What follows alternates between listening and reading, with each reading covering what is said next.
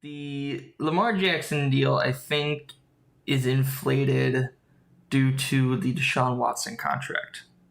That is a contract that is going to affect every sport imaginable. And not to get political, but you know what? I'm not even going to say it. It's not worth my time.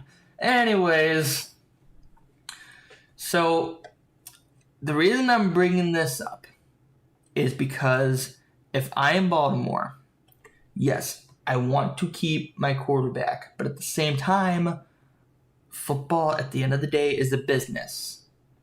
Sure, Deshaun Watson got this big-ass contract in Cleveland, but do I really want to do that to my team? Here's why I'm going to say no. And when I say no, I mean I'm saying a hard no. I want you to look at Lamar Jackson real quick and tell me what about this makes you think he's a quarterback. An elite quarterback, mind you. Because I look at him and I see 3,000 yards, 2,000. I don't see a lot of quarterback yards here. So if he's not throwing like a quarterback, because most quarterbacks seem to average almost 4,000 yards, which, if you ask me, I'm not even going to say an elite quarterback, but I think the standard for a good franchise quarterback should be anywhere from 3,500 to 3,800 yards, with the end goal being 4,000. All right? I think having the expectations of 35 to 3,800 yards is definitely reasonable. But Lamar Jackson, and keep in mind, 2019, we're going to come back to this. This was that MVP year. Lamar Jackson does not strike me as an elite quarterback. Now, another thing, this is his rushing numbers. I look at this and I think to myself, these are running back numbers. What quarterback do you know is going to win MVP by rushing for 1,200 yards and throwing for, well, yeah, this was a 3,000-yard year, but still, I don't see MVP level numbers. This kind of goes back to last week when, well, by the time this is uploaded separately, this goes back to the Aaron Rodgers stream that I did. I mentioned briefly that Aaron Rodgers is going to win MVP because he's going to have the media all around him. And if you remember in 2019, Lamar Jackson had the media following him all year round. All right, you could not get away from hearing about Lamar Jackson this, the Ravens this. They're so great. They really were not that great a team, and they played a very, very soft schedule. And I haven't even gotten to the playoffs. I'm not even going to talk about the playoffs because Lamar Jackson has so far shown he cannot win playoff games. All right? He hasn't really shown me that yet. Fuck, Kirk Cousins! Well, can I say Kirk Cousins? Because that was Case Keenum that threw with the Minneapolis Miracle. Yeah, when I think of Lamar Jackson, I would like to think of him as potentially being the next, Jesus Christ, the next, fucking voice cracks, damn.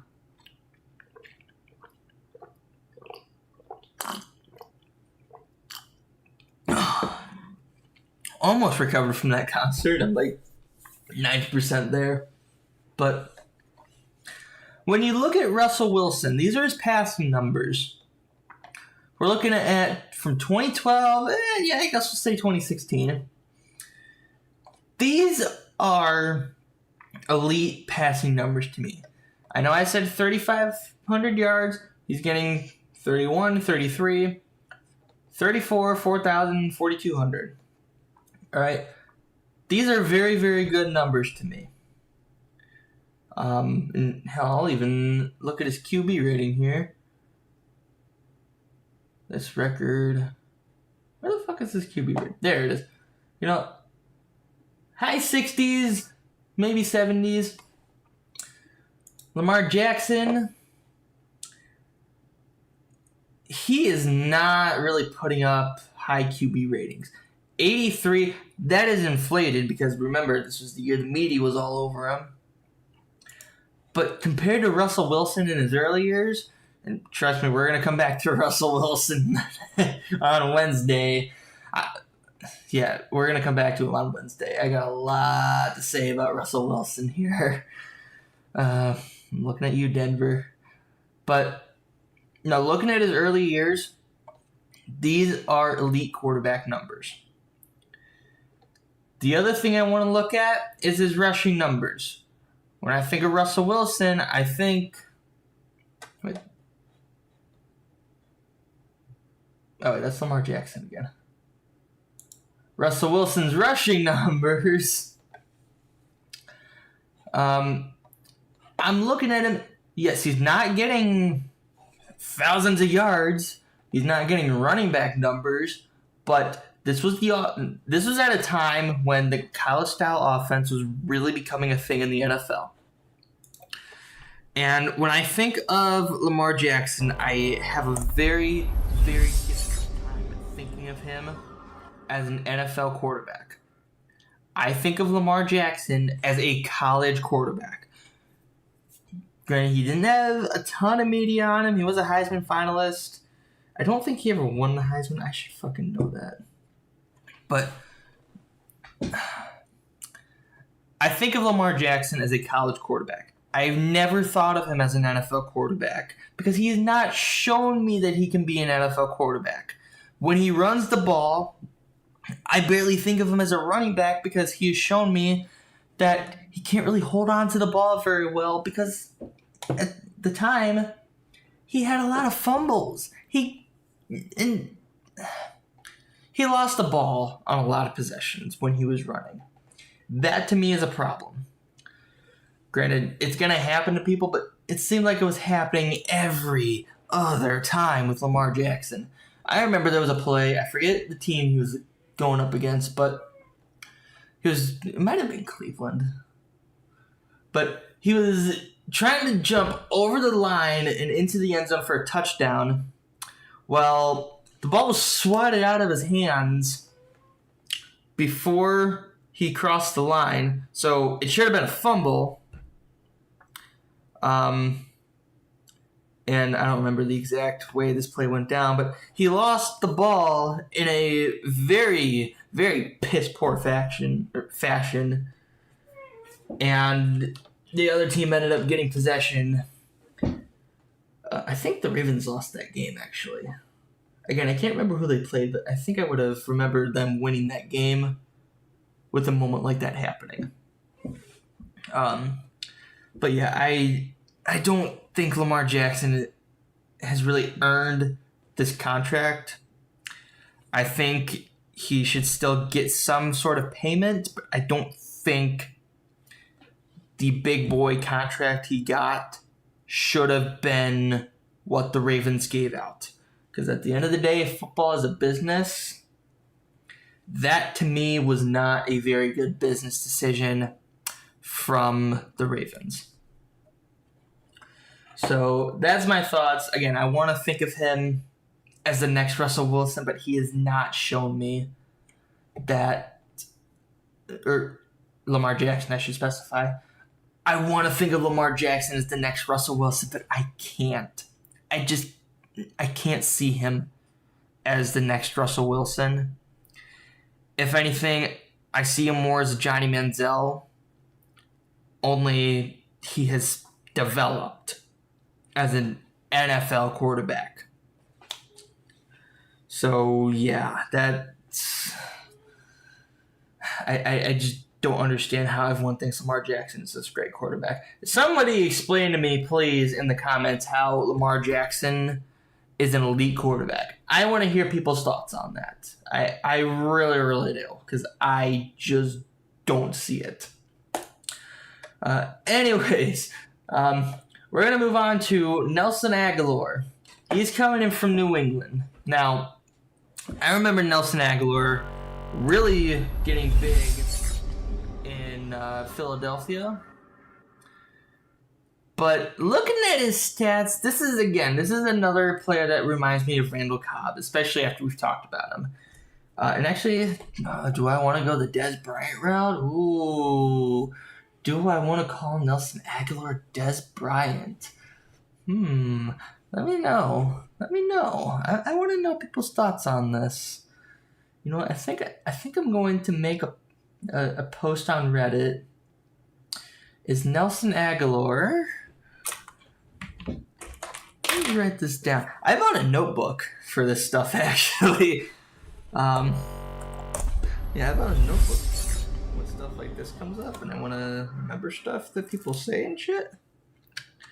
So, let me grab a little pen here. Got stuff all over this. Bear with me a moment, guys. Oh, wait.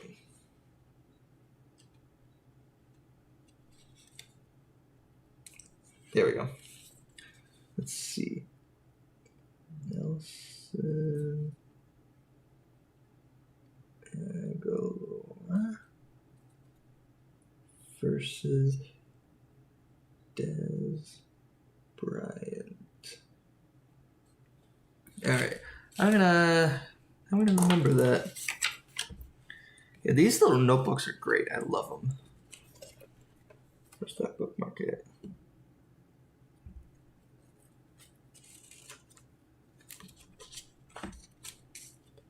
All right, got that covered now. So, yeah, glad I bought this. I knew I was going to use it at some point. So, Nelson Agholor. When I look at Nelson Agholor, I think to myself, how good is he really? Because I have always remembered Nelson Agholor as being a bigger name in the NFL. But I never recalled hearing about his production because he really hasn't shown much production. And he's played most of the season just about every year. Mind you, there are a couple seasons where he's missed numerous games.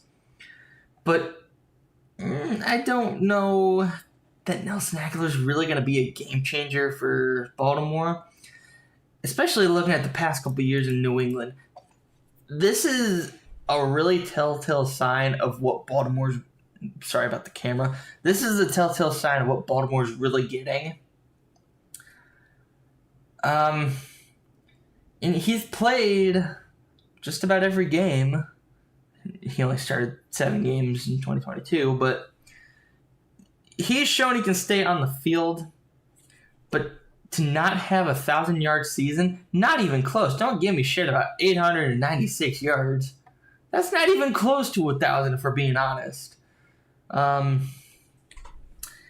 don't know that Nelson Agholor is really going to be that great. And really, this is probably why Nelson Agholor got big, is he's got 35 touchdowns in 2017, 28 touchdowns in 2018. Well, now that I say it, it's kind of pathetic. Yeah, just very, very inconsistent numbers when you look at him. I don't think Baltimore should have their hopes high, especially with Lamar Jackson being a college quarterback. I'm just not sure. I'm just not sure about where Baltimore is going at the moment. I think my expectations for Nelson Agholor, if he's supposed to be... I apologize for the voice cracks here. If Nelson Agholor is supposed to be this next great thing for Baltimore, I think we should expect him to get 1,000 yards. Now, I'm going to be realistic and say 500 yards should be the expectations. The bare minimum expectations for Nelson Aguilar should be 500 yards. And I'll even go as far as saying he should be able to play at least 13 games and start just as many games. All right? If he can start 13 games, then he'll be good. He'll get 500 yards. Again, I think 1,000 yards is not out of the question if he's supposed to be this big answer in Baltimore. But realistically, start 13 games, get 500 yards. I think that is very, very reasonable.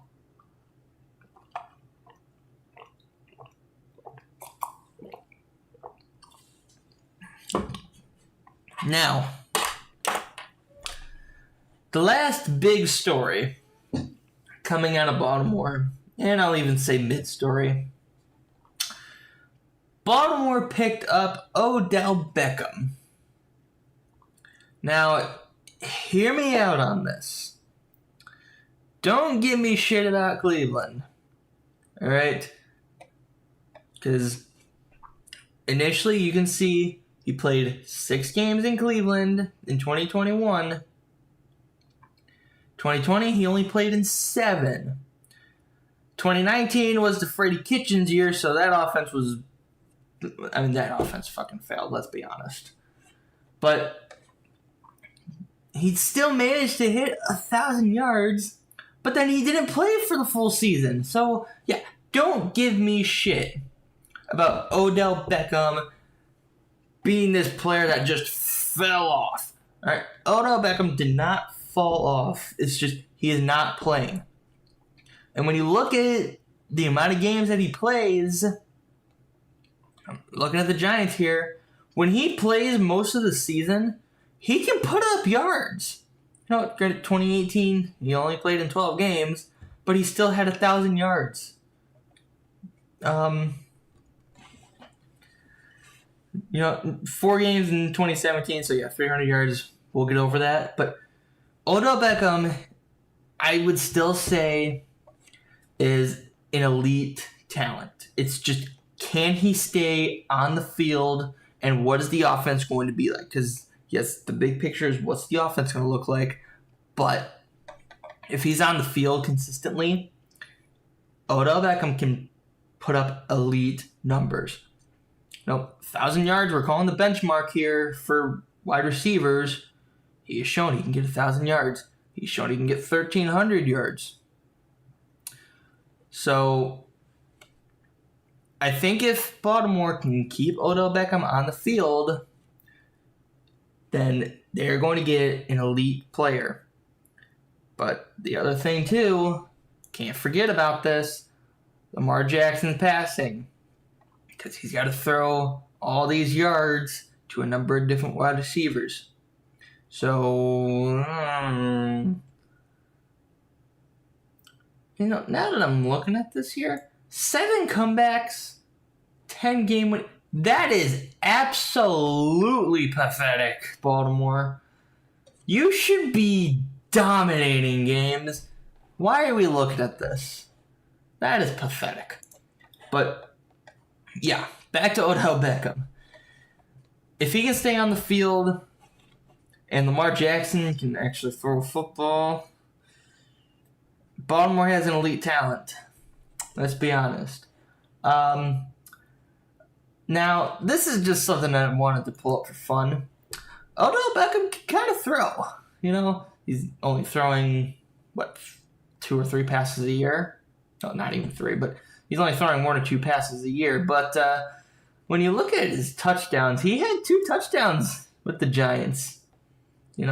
And 106 yards. So, Baltimore, you may have yourselves a quarterback. I'm just kidding. But yeah, so that's what Baltimore has right now. In the draft, they also in the draft, they also picked up another wide receiver in Zay Flowers, first round out of Boston College.